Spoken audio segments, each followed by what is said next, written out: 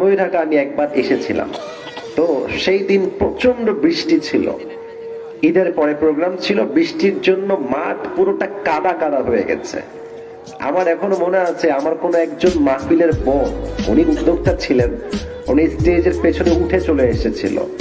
মিডিয়ায় কত তোলপাড়, কত মারামারি, কত ভিডিও দেখলাম কন্টেন্ট ক্রিয়েটররা বানাচ্ছে। আমি আজ অব্দি এটা নিয়ে কোনোদিন কথা বলি নাই।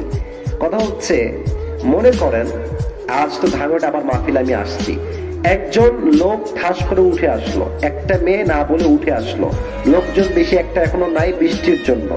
আমি আসছি, তাকায় আছি কোন দিকে, সামনে, উঠেছে কোন দিকে, আমি কি দেখতে পাচ্ছি ভাই?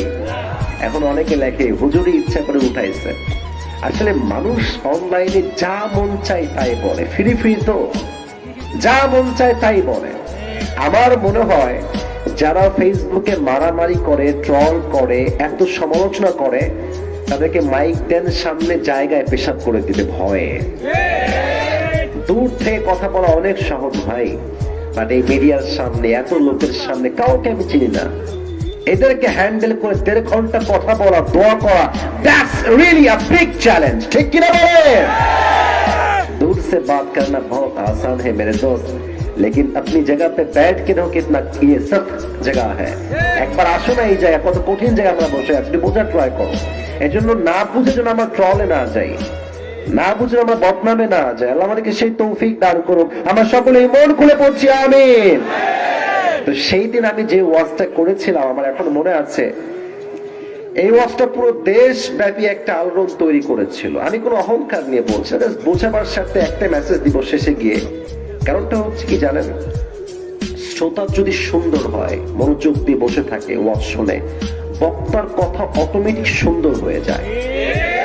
আর শ্রোতা বিশৃঙ্খল, এই সেলফি তুলবো, এই ক্যামেরা নামা, এই দিখা, এই বাবলু, এই লাল্টু, কি যে ডাকে আল্লাহই জানে। আর কিছু কিছু ছেলে পেলে আমি দেখেছি, আমি ওয়াজ করছি এখানে, এখানে বসে আছে, এই জান একটু পরে আসছি গো, এখানে বসে বসে বলে, এখানে বসে বসে, ওরে বাপ্পা রায় রে, আল্লাহ হেদায়েত দান করুক, পড়া আমিন। এগুলো করা যাবে না। আপনারা ভালো, তা আমার ওয়াজ ভালো, আপনারা ঠিকঠাক শুনবেন তো ইনশাআল্লাহ? না ইনশাআল্লাহ সাউন্ডটা তো শ্রোতাদের হয়নি, বলেন সবাই ইনশাআল্লাহ। আমি কিছু প্রশ্ন করছি, উত্তর দেন। আগে বলেন, এখানে যারা আসছেন বিবাহিত আছেন কারা কারা, একটু হাত তুলেন তো, বিবাহিত ভাইরা। আচ্ছা, বিবাহিত, শীতকাল খুব মজায় আছেন আপনারা, আমি বুঝতেছি। হ্যাঁ, হাত নামান। সিঙ্গেল, বউ নাই কারা কারা, একটু হাত তোলেন। কারো বউ নাই? সবাই সিঙ্গেল তোমরা? আব্বা যান, সময় থাকতে শীতকালে আপনার ছেলেকে বিয়ে দিয়ে দেন, সময় পার হয়ে যাচ্ছে তো যুবক ভাইরা। আল্লাহ আব্বা জানদেরকে বোঝার তৌফিক দান করুন, সকলে পড়া আমিন। 3টা তাকবীর দিবেন। তাকবীর দিয়ে আমি আমার মূল আলোচনায় ফিরে যেতে চাই। প্রথম তাকবীর দিবেন বিবাহিত ভাইরা, দ্বিতীয় তাকবীর দিবেন সিঙ্গেল ভাইরা, আর থার্ড তাকবীর দিবেন আমার সকলে মিলে এমন জোরে যে আমি হুজুর সহ, আলেমরা সহ, আমি সহ স্টেজ ভেঙে নিচে পড়ে যাব। ঠিক আছে? প্রথম তাকবীর দিবেন আমার বিবাহিত আব্বা চানেরা, আমার যুবক ভাইরা। বিবাহিত ভাইরা কাশি দিয়ে গলাটা ঠিক করেন, দেখা যাক কে পারে আজকের এই মাহফিলে। বিবাহিত ভাইরা তাকবীর দিবেন, সিঙ্গেলরা কিপ কোয়াইট, কিপ সাইলেন্ট, চুপ থাকবা, স্টপ, চুপ থাকো। বিবাহিত ভাইরা তাকবীর দেন, লিল্লাহি তাকবীর, আল্লাহু আকবার। হ্যাঁ, এই সাপোর্ট দেওয়া যাবে না? সাপোর্ট দিয়ে আওয়াজ বাড়াই দিয়েছে ভাই আমার, চালাক আছে। আচ্ছা, সিঙ্গেলরা তোমরা কি হেরে যাবো নাকি? কি তোমরা হেরে যাবা? তোমরা কি ফেল করবে আজকে? দেখা যাক কে পারে আজকে। সিঙ্গেল একটা কাশি দাও, লিল্লাহি তাকবীর। বিবাহিতরা ফেল, সিঙ্গেলরা পাস, অনেকটাই মোটামুটি পাস। এবার সবাই মিলে একটা কাশি দেন, এমন তাকবীর দিবেন যে পুরো মাঠটা কাঁপবে, মঞ্চটা ভেঙে যাবে। সবাই একটা তাকবীর দেন বাঘের মতো হুঙ্কার দিয়ে, লিল্লাহি তাকবীর। আল কোরআনের আলো, আল হাদিসের আলো, কোরআন হাদিস যেখানে, আলেম ওলামা যেখানে, ধামইরহাটবাসী যেখানে, নওগাঁবাসী যেখানে আল্লাহ তাআলা যেন কবুল করে নেয়, সকলেই মন করে পড়া আমিন। ও একটা কথা বলতে ভুলে গেছি, মা বোনরা মাহফিলে আসছেন? হ্যাঁ, অনেক আসছে। বাজার কোন দিকে আছে? অনেক আসছে, জায়গা হচ্ছে না। আমার প্রিয় মা বোনদের জন্য দোয়া করে দেই দিল থেকে। এবার চিপটানি করলে মায়ের দিব কিন্তু একেবারে। নিজের বেলায় খালি আমিন কয়, মেয়েদের বেলায় আসলে কেউ আমিন করতে চায় না। What is this? আমি দোয়া করি মা বোনদেরকে আল্লাহ তাআলা খাদিজা রাদিয়াল্লাহু তাআলা আনহার চরিত্রবান হওয়ার তৌফিক দান করুন। প্রত্যেকটা মা বোনকে আল্লাহ তাআলা পর্দাশীল নারী হিসেবে কবুল করুন। প্রত্যেকটা মা বোনকে আল্লাহ তাআলা পাঁচ ওয়াক্ত নামাজি বান্দি হিসেবে কবুল করুন। আল্লাহ প্রত্যেকটা মা বোনকে স্বামীর জন্য মুতিয়া আনুগত্যশীল নারী হিসেবে কবুল করুন। আল্লাহ এই এলাকার প্রত্যেকটা মা বোনকে এমন পর্দা করার তৌফিক দান করুক, যে পর্দার জন্য যুবকদের ঈমান রক্ষা হবে, মুরব্বীর ঈমান রক্ষা হবে। পড়ারে শেষ কথা, আমার কথা বোঝেন নাই আপনারা? পর্দা করলেই পর্দা হয় না। অনেকে পর্দা করে, বোরকা পরে, নওগাঁর ধামুরের ভাইরা এমন টাইট বোরকা পরে দেহের প্রত্যেকটা অঙ্গ প্রত্যঙ্গের ভাঁজ বোঝা যায় যুবক ভাই। তবে হ্যাঁ, ইনার বাবা কিন্তু অনেক ভালো মানুষ, এলাকার মধ্যে পাঁচ ওয়াক্ত নামাজে পড়ে। মেয়েকে দেখলে মনে হবে यार ये तो अभी के अभी जन्नत से भाग के दुनिया में आई है यार, इतनी अच्छी लड़की कोई हो सकता है यार, बताओ। তো দেখবেন যে বেশিরভাগ মেয়ে যারা প্রেম করে বেড়ায় তার 80% বেশি বোরকা হইলে প্রেম করে বেড়ায় যুবক ভাইরা। অতএব স্পষ্ট কথা একটা, বোরকা পরলে আসল দিনদার হওয়া যায় না। আসল দিনদার হবে যে তার চরিত্র ঠিকঠাক হবে, ঠিক কিনা বলে? আল্লাহ মা বোনদেরকে বোঝার তৌফিক দান করুক। সকলেই জবান খুলে পড়ছি আমিন। আমি কোরআনে হাত দেওয়ার আগে একটা কথা অ্যানাউন্সমেন্ট করে দেই। আমি আপনাদের জন্য আজ কথা বলো না, একদম কথা বলো না, ক্যামেরা অফ করে দাও, আমার কথা শোনো। আজকে একটা গিফট নিয়ে আসনি, নিবেন তো ইনশাআল্লাহ? আমি আজকে আমার একটা টুপি নিয়ে আসছি আপনাদেরকে দেওয়ার জন্য। টুপিটা খুব সুন্দর করে রাখি, সব করতে হবে তো, দেখাইতে হবে তো। এখানে রাখলাম, লোক দেখানোর জন্যই রাখলাম। যেই যুবক বা মুরব্বী টুপিটা পেতে চান, ভূমিকা আজকে কথা একদম বাড়াতে চাচ্ছি না, মূল ওয়াজে ফিরে যেতে চাই। Because time is too short and I am also sick. আমি খুব অসুস্থ, সময়ও খুবই কম। এই টুপিটা দিতে চাই যে কোনো একজন যুবক কিংবা মুরব্বী বা বাচ্চা শিশুকে দিতে চাই, কোনো সমস্যা নাই। বাট শর্ত একটা, এখন আমি যে ওয়াজটা শুরু করছি, এখনো প্রশ্ন উত্তর না, আগে কথা বলি, প্রশ্ন উত্তর পরে আসবে। আমি যে ওয়াজটা এখন শুরু করব, শেষে গিয়ে এন্ড অফ দ্য লেকচার শেষে গিয়ে আমি বলবো যে কে পারবেন আমার উত্তর করতে, দাঁড়িয়ে যান। আমি আমার সিলেবাস থেকেই প্রশ্ন করবো, আমি যা যা বলেছি। যদি কোনো যুবক কিংবা মুরব্বী আমার কথা উত্তর করতে পারে, তাকে আমি এই টুপিটা নিজের হাতে পরিধান করাই দিব। রাজি আছেন তো ইনশাআল্লাহ? তবে একটা কথা, রাজশাহীতে দুইটা জেলাকে আমি সবচেয়ে বেশি ভালোবাসি, এক হচ্ছে চাপাই আর এক হচ্ছে নওগাঁ। চাপাইয়ের বৈশিষ্ট্য একরকম, নওগাঁর বৈশিষ্ট্য আর এক রকম। নওগাঁর মানুষ একটু ভদ্র, একটু শান্ত। আমার অনেক ছাত্র ভাই নওগাঁ, একই ক্লাসে পড়ি, একদম নম্র ভদ্র যেই ছেলে ওটাই দেখতাম নওগাঁর ছেলে। শান্ত, তারা বেশিরভাগই শান্ত, দুষ্টু আছে নাই তা না, তবে বেশিরভাগই শান্ত। এটা হচ্ছে নওগাঁর বৈশিষ্ট্য।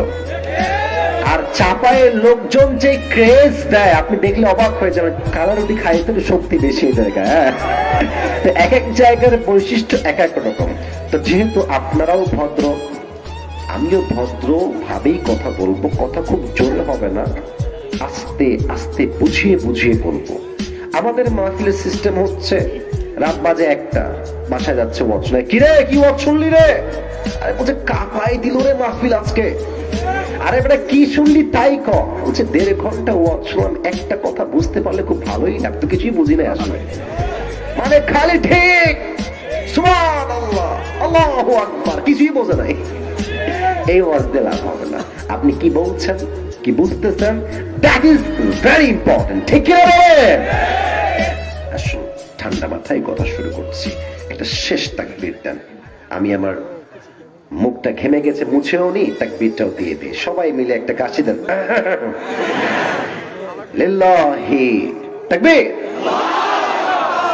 আজ আমি এই নওগাঁর ধামইরহাটের মাটিতে এমন একটি তাফসীর বা এমন একটি ওয়াজ পেশ করতে চাই, রিপ্রেজেন্ট করতে চাই, যেটা পুরো পৃথিবীতে মানুষের জীবন পরিবর্তনের কারণ হবে, আর আপনারা হবে সেটার ওয়াসিলা। আপনারা একটা যুবক উঠে যাবেন না।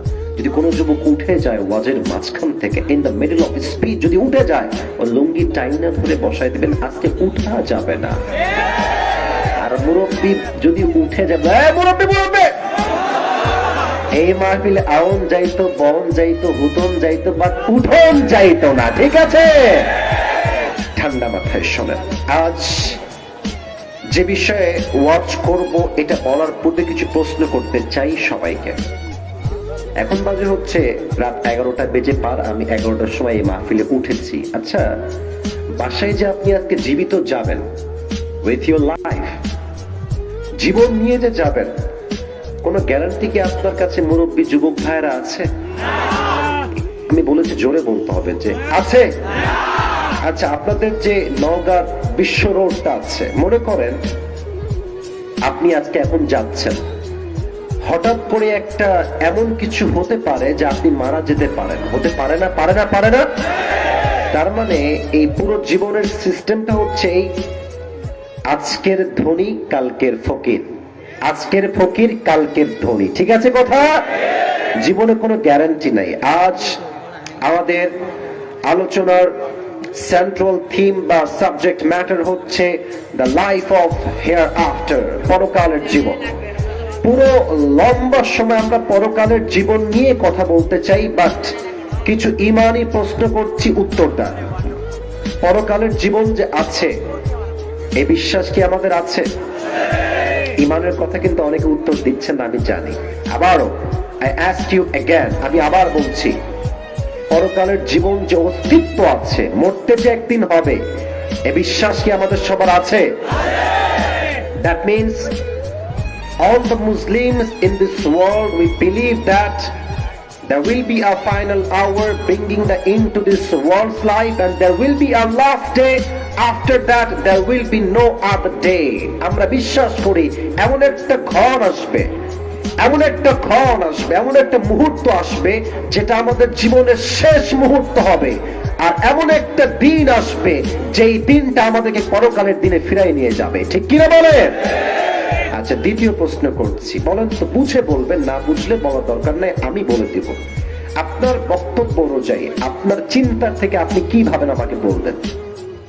আচ্ছা, আপনার নগর ভাই কি মনে হয় বলেন তো, দুনিয়ার জীবন বেশি উত্তম না আখিরাতের জীবন বেশি উত্তম? অনেকে উত্তর করেন না, আমি আবারও বলছি, দুনিয়ার জীবন কি বেশি উত্তম না আখিরাতের জীবন বেশি উত্তম? Allah subhanahu wa ta'ala says in this Quran, وَلَلْ آخِرَةُ خَيْرٌ لَكَ مِنَ الْأُولَى. The life of hereafter is much more better than this worldly life. আল্লাহ তাআলা বলছে, দুনিয়ার জীবনের চাইতে আমি আল্লাহ তাআলা আখিরাতের জীবনকে হাজার হাজার গুণ বেশি উত্তম করেছি। সুবহানাল্লাহ। আচ্ছা, আমার দিকে তাকায় কম তো, আমার বয়স আরো মানে কত হতে পারে? আমি বলি আমার বয়স কত মনে হচ্ছে সেটা কত? আচ্ছা, আমি বলি আমার বয়স 30-এর, আপনার 30-এর নিচে। আপনার বয়স মোটামুটি 50 তো হবে, আপনার বয়স 60 তো হবে, 60 পার, 70-এর কাছাকাছি, 70-এর কাছাকাছি। আমি কিন্তু মজার জন্য জিজ্ঞেস করি নাই, মূল মেসেজ দেখেন। ওনার বয়স 70, ওনার বয়স প্রায় 60, এখানে কিন্তু 80, ওনার বয়স কমপক্ষে 70 আপ হবে, 80-এর কাছাকাছি। এই দুনিয়ার জীবন যে কত ছোট, আমি আপনাকে একটা আয়াত বলছি কোরআন থেকে। আয়াতটা আছে 30 নম্বর পারা, সূরাতুন নাজিয়াত, 30 নম্বর পারা, ঠিক সূরাতুন নাজিয়াতের একদম শেষ আয়াত। আল্লাহ তাআলা বলছেন, কান্নাহুম ইয়াওমা ইয়ারাউনাহা লাম ইয়ালবাথু ইল্লা আশিয়াতান আও দুহাহা। যখন 70 বছরের মুরব্বী আব্বাজান মারা যাবে, 80 বছরের মুরব্বী আব্বাজান যখন মারা যাবে, পরকালের জীবন যখন শুরু হবে, এটা এত লম্বা হবে। 80 বছরের একজন মুরব্বী, সে বলবে, দুনিয়াতে যে আমি 80 বছর ছিলাম, আমার মনে হচ্ছে পুরো দুনিয়ার জীবনটাই ছিল একটা সকাল কিংবা একটা সন্ধ্যা। আল্লাহু আকবার। 80 বছরের জীবন মনে হবে একটা সকাল, Could you imagine that 80 বছরের জীবন একটা সকাল মতো হবে আখিরাতের জীবনে যাওয়ার পরে? How much long time it is? কতটা লম্বা সময় হবে এইটা? একটা সকাল কিংবা একটা সন্ধ্যা মতো হবে পুরো 100 বছরের জীবন। আল্লাহু আকবার। এবার সবাই মিলে আপনার চোখটাকে জাস্ট 3 সেকেন্ডের জন্য অফ করেন সবাই, মুরব্বী যুবক। আমি অফ করছি, আমি 3 গুনবো, তারপর চোখটা খুলবেন, তারপর দেখেন আমি কি বলি। সবাই চোখ বন্ধ করে আমি গুনছি 1 থেকে 3 পর্যন্ত। Please right now close your eyes, চোখটা বন্ধ করেন 3 সেকেন্ডের জন্য। আমিও করছি। 1 2 3 ওপেন ইউর আইস, চোখ খোলেন। এখন আমরা যেখানে বসে আছি একটা মাঠ, এই পার দিয়ে ভাঙ্গা রাস্তা, ওই পার দিয়ে গিয়ে এই পাশ দিয়ে উঠে একটা বিশ্ব রোড আছে সামনে। বিশ্ব রোড আছে না যুবক ভাইয়েরা? আচ্ছা, একটু নিজেকে ওই জায়গায় নিয়ে যান। আমি যেটা আপনাকে বলছি, আগামীকাল শুক্রবার আসছে, সকালে কোনো যুবক যাবে সেলুনে, কোনো যুবক যাবে খেলতে, কোনো মুরব্বী যাবে কাজে। এইটা হচ্ছে বিশ্ব রোড, আর এইটা হচ্ছে ছোট্ট রোড। ছোট্ট রোড থেকে উঠে আমরা বিশ্ব রোডে উঠে হয় ডান দিকে যাই অথবা বাম দিকে যাই। ভাবেন যে আপনি কাল যাচ্ছেন নওগাঁর মেইন শহরে, from Dhamoirhat to Naogaon main city. যখনই আপনি মেইন রোডে উঠবেন সাইকেল নিয়ে, বাইক নিয়ে অথবা আপনার সিএনজি নিয়ে, জাস্ট একটু ভাবেন মুরব্বী ও আব্বাজান ও যুবক, একটু ভাবো। Just try to think about it. Just try to ponder on this message. একটু ভাবেন না আমার কথাগুলো আমি কি বলছি আপনাকে। যখনই আপনি উঠবেন, হাই রোড যেগুলো, বাইপাস রোড, বিশ্ব রোড বুঝে থাকলে বলেন তো, যে বাসগুলো যায়, হানিফ যায়, বেস্ট ট্রাভেলস যায়, ন্যাশনাল যায়, গ্রামীণ যায়, এই যে বাসের গতিগুলো বিশ্ব রোডে যখন যায়, ট্রাক, বাস, মাইক্রো, কার, যত গাড়িগুলো যায়, এর স্পিড কি কম থাকে না অনেক বেশি থাকে? অনেক বেশি। সামনে একটা কুত্তা আসলে কুত্তা পিছে যাবে, একটা শিয়াল আসলে পিছে যাবে। আপনি যখনই উঠছেন বাইক নিয়ে, ইন দ্য মিন টাইম পেছন থেকে এক বিশাল বড় ট্রাক এসে আপনার বাইকে এমন জোরে ধাক্কা দিয়েছে, এক ধাক্কায় মুরব্বী বা যুবক উড়ে গেছে, একদম উড়ে গিয়ে তার এই মাথার এই কপালের সাইডটা রাস্তার যেই পিচ ঠাস করে এমনি রাস্তা পিচের উপরে আমার দিকে তাকান, পিছে গিয়ে মাথাটা এমনি পড়ছে পিছে, আর এমন জোরে আঘাত লেগেছে মাথায়, পুরো কপালটা ফেটে ফিলকি দিয়ে গলগল করে রক্ত বের হচ্ছে। আর ধামইরহাটের সব লোক দৌড় দিয়ে আসছে, বাঁচাও, এক বিশাল বড় অ্যাক্সিডেন্ট হয়েছে, বাঁচাও, কে আছো কোথায়, দৌড় দিয়ে আসো। দৌড় দিয়ে আসছে, দেখছে আপনি অজ্ঞান, কোনো সেন্স নাই, চতুর্পাশে রক্তে পুরো জায়গাটা লাল হয়ে গেছে। Let's take him to the hospital. চলো সবাই তাকে মিলে আমরা হসপিটাল নিয়ে যাই। আপনাকে খুব দ্রুত নওগাঁয় নিয়ে গেছে, বলছে কাজ হলো রাজশাহী নিয়ে যান, রাজশাহীতে নিয়ে গিয়েছে। You're senseless, কোনো জ্ঞান নাই, and you don't have the strength to talk with anybody. আপনি কথাও বলতে পারছেন, আপনি বোবা হয়ে গেছেন, অজ্ঞান হয়ে গেছেন।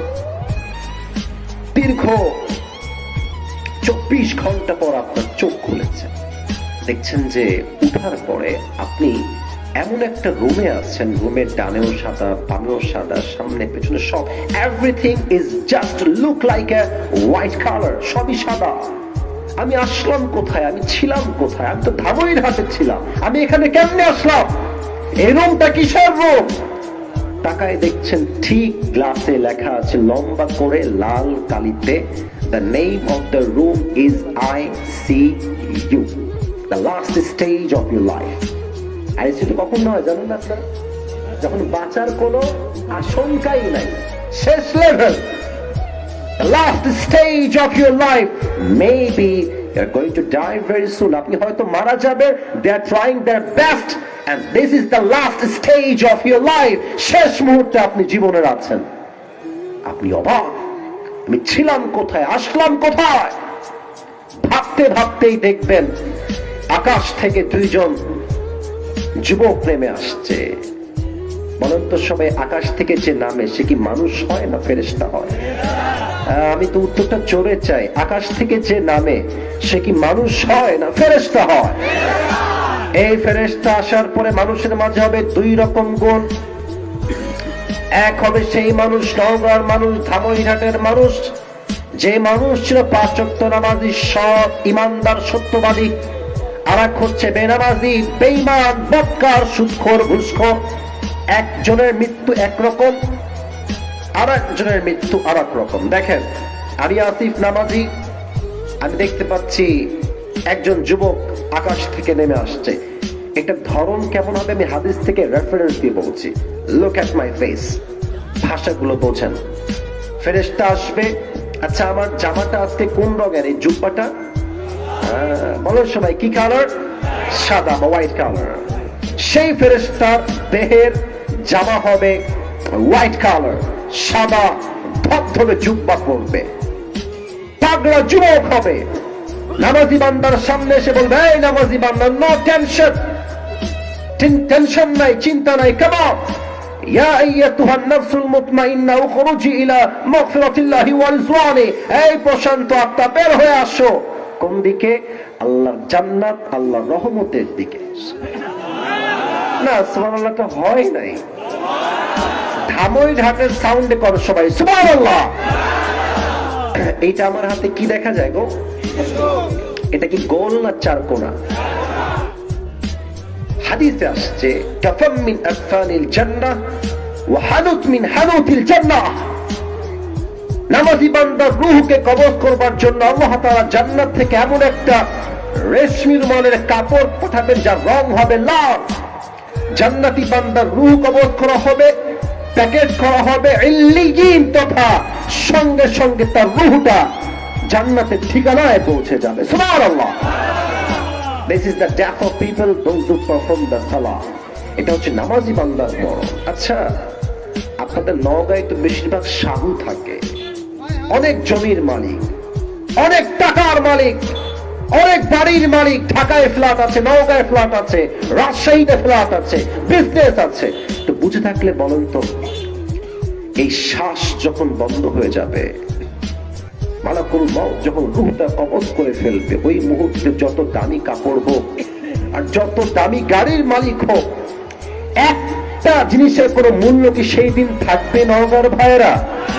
আচ্ছা, এই যে তোমাদের অনেকের গার্লফ্রেন্ড আছে আমি জানি, তোমরা ভাবো যে তোমার গার্লফ্রেন্ড তোমার আপন, বেটা বিপদে পড়লে বাপমা ছাড়া হারিকেনদার কাউকে খুঁজে পাওয়া যাবে না।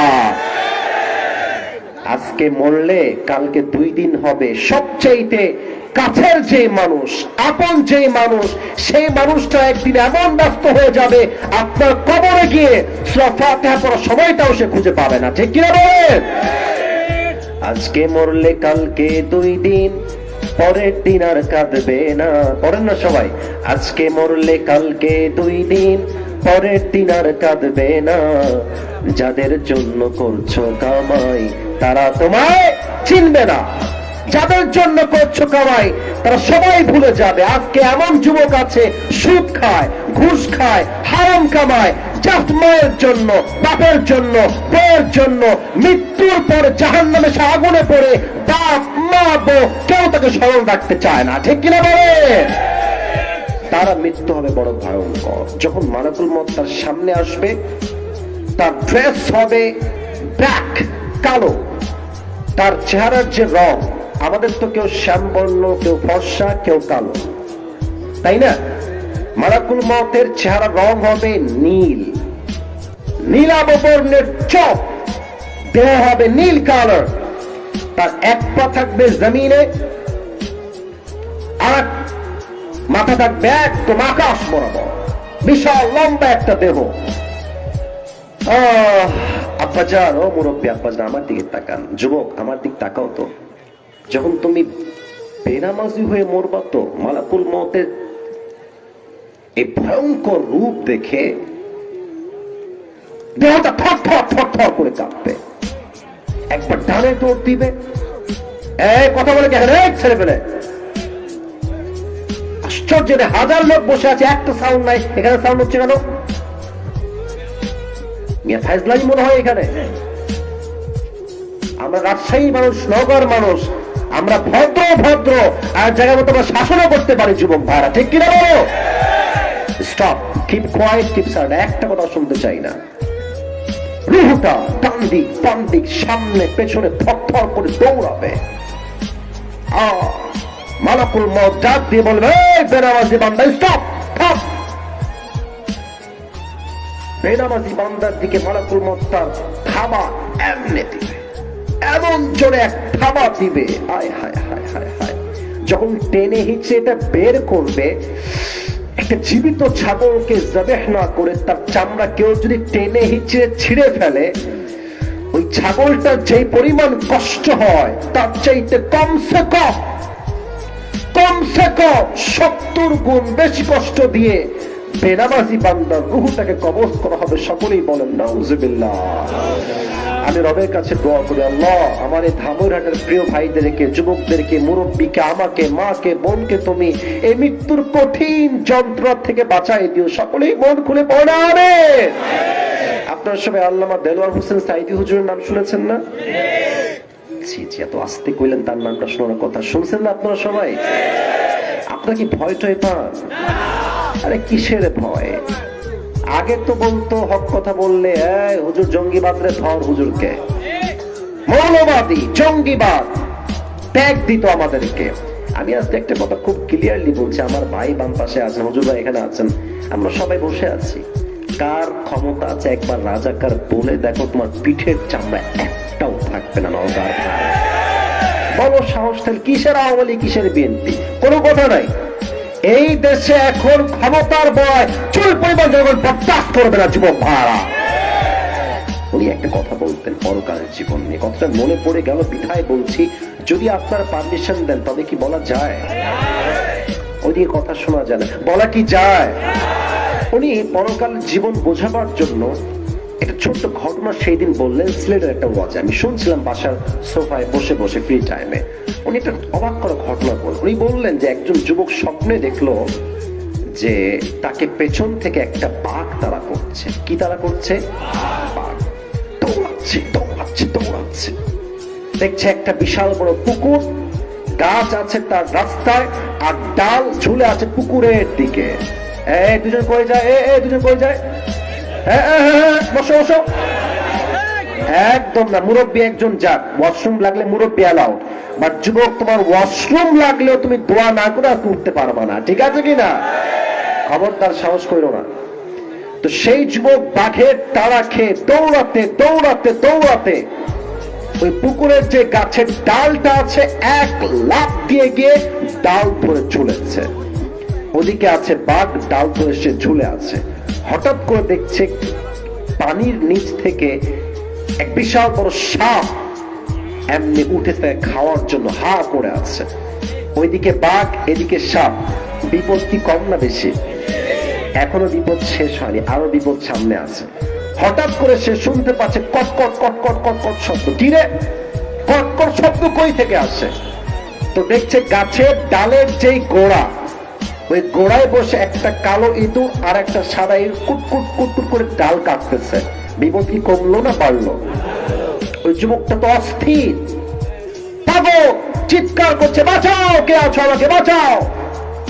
হঠাৎ করে সেই যুবক দেখছে গাছের উপরের একদম ডালে একটা বিশাল লম্বা একটা মৌচাক, মধুর চাক, আর মধু কয়েক করে তার মুখের উপরে এসে পড়েছে জিহবায়।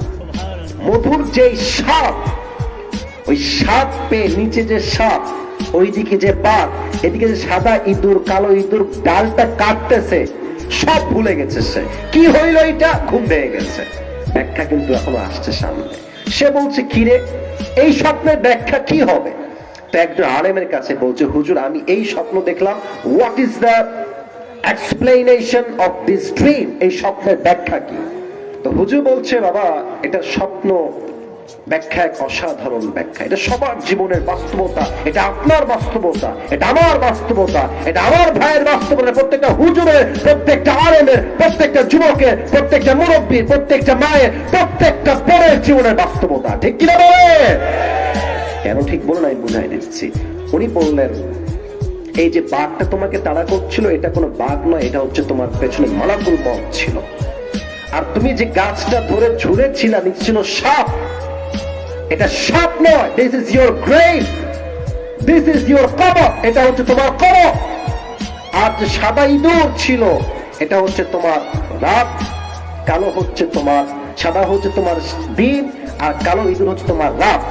আর ওই যে উপর থেকে এক ফোঁটা মধু পড়লো, মিষ্টি খেলা, সব ভুলে গেলে এই এক ফোঁটা মধু হচ্ছে তোমার চাকরি, তোমার ব্যবসা, তোমার জমি, তোমার টাকা, তোমার বাড়ি, তোমার বউ, তোমার বাচ্চা, তোমার বাপ, তোমার মা, তোমার সম্পত্তি, তোমার স্ট্যাটাস, তোমার সম্মান, তোমার পড়াশোনা, তোমার স্মার্টফোন, তোমার টিকটক, ফেসবুক, সব হচ্ছে ওই এক ফোঁটা মধু। মানুষ আজ টাকার মালিক হয়ে এমন ভাবে চলে মনে হয় সে কোনোদিন কবরে যাবেই না। তো হুজুর বললেন ওই এক ফোঁটা মধুর জন্য তুমি পুরোটাই ভুলে গেছো। মানুষ টাকা পেয়ে আখিরাত যে আসবে একদিন, কবরে যে যাওয়াই লাগবে একদিন, সবাই ভুলে গাফেল হয়ে গিয়েছে, ঠিক কিনা বলে? এটা হচ্ছে সেই পরকালের জীবন। সেকেন্ড চ্যাপ্টারে আসছি, সবাই থেকে আসি দেন। একটা তাকবীর দিবেন এমন ভাবে যেন প্রমাণ হয় আমরা শুরুতেও বাঘের বাচ্চা, মাঝেও বাঘের বাচ্চা, শেষেও বাঘের বাচ্চা। লিল্লাহি দেখবে। একটা অবাক তথ্য শেয়ার করছি, হয়তোবা আপনারা বলতে গেলে আমি শিওর বলতে পারবো মোটামুটি 90% লোক জানেন না। বলতে গেলে এই পরকালের জীবন কিন্তু 3টা ভাগে বিভক্ত। আলেমরা ছাড়া অন্য জানেন না পরকালের জীবনটা কয় ভাগে বিভক্ত। আমার হাত দেখেন, ওয়াজটা বুঝাই দিচ্ছি। 1, দ্য ডে অফ রেজারেকশন, পুনরুত্থান দিবস, যেদিন আপনি জীবিত হবেন। 2 হচ্ছে দ্য ডে অফ অ্যাকাউন্টেবিলিটি, আরেক দিন আসবে, সেই দিন প্রত্যেকটা আমলের পাই টু পাই হিসাব নিবে একজন। আওয়াজ দিয়ে বলেন তো তিনি কে? আর 3 নাম্বার ভাগটা হচ্ছে জাযা এবং সাজা। হিসাব যখন হবে একদল যাবে, রাইট, একদল যাবে আর একদল যাবে, 2টা গ্রুপ, ফারিকুন ফিল জান্নাতি ওয়া ফারিকুন ফিস সাঈর। One group will enter in the paradise and another group will enter in the hellfire. হিসাব দিবসের পরে একদল হবে জাহান্নামী আর একদল হবে জান্নাতি। আমরা কি জাহান্নামী হতে চাই না জান্নাতি হতে চাই? এই সাদা শার্ট, এই সাদা, তোমরা কি আসো না বসো? কোনটা? বসো, বসে বলেন। খবরদার সাহস করেন না। এদিকে তাকান, আমার দিকে তাকান। তাহলে পরকালের জীবনটা কয় ভাগ যুবক ভাইরা, মুরব্বীরা? ওইদিকে সাউন্ড নাই, বলুন সবাই কয়টা? 1 হচ্ছে পুনরুত্থান দিবস। আচ্ছা, আমার কবর যদি আপনি আজকে আমাকে দিয়ে দেন, 3 দিন পরে কি আমার লাশটা আর আগের মতো থাকবে না পচে যাবে? এটাই তো নিয়ম। জামা কাপড়, লাশ সব পচে যায়। কাফেররা কি বলে? কাফেররা বলে যে অসম্ভব, মৃত্যুর পর আমার বাপ গেল, মা গেল, দাদা গেল, কেউ তো আর ফিরে আসে নাই। মোহাম্মদ সব মিথ্যা কথা কয়। নাউজুবিল্লাহ করেন সবাই। আচ্ছা, পরকালের জীবনে যে আমরা উঠবো, বিশ্বাস কি আমাদের সবার হয় না? আচ্ছা, এই যে আপনাদের উপরে এই যে এইটা দিয়েছেন, এটা হচ্ছে সামিয়ানা, মাঝে কি পুতা? এটা খুঁটি বা বাঁশ। যদি খুঁটি পড়ে যায় এটা কি পড়ে যাবে না? আচ্ছা, এই সামিয়ানার উপরে, বিশাল উপরে, ওইটার নাম কি? এখানকার লোক খুবই অ্যাক্টিভ, এদিকে লোক কথা কয় না। ওইটা উপরে কি? এই ছোট্ট একটা সামিয়ানা লাগছে হচ্ছে খুঁটি, বাঁশ, মানে পড়ে যাবে। এত বড় একটা আকাশ যে টিকে আছে, সেই পৃথিবীর শুরু থেকে নিয়ে পড়ে গেছে। কে টিকিয়ে রেখেছে? আরে কোন? কে তিনি? আল্লাহ বলছেন আনতুম আশাদ্দু খালকান আমিস সামাউ বানাহা। এই বান্দা, তোর মাথায় কি কমন সেন্স নাই? আমি যেই আল্লাহ এত বড় বিশাল আকাশকে খুঁটিবিহীন ঠিক রেখেছি, সেই আল্লাহ আমি চাইলে তোরে কি আবার জীবন দিতে পারি কি পারি না? আরে বুঝে থাকলে না হেসে কোন পারি কি পারি না? আল্লাহ বলছে ডেফিনেটলি আমি পারি। 2, হিসাব দিবস।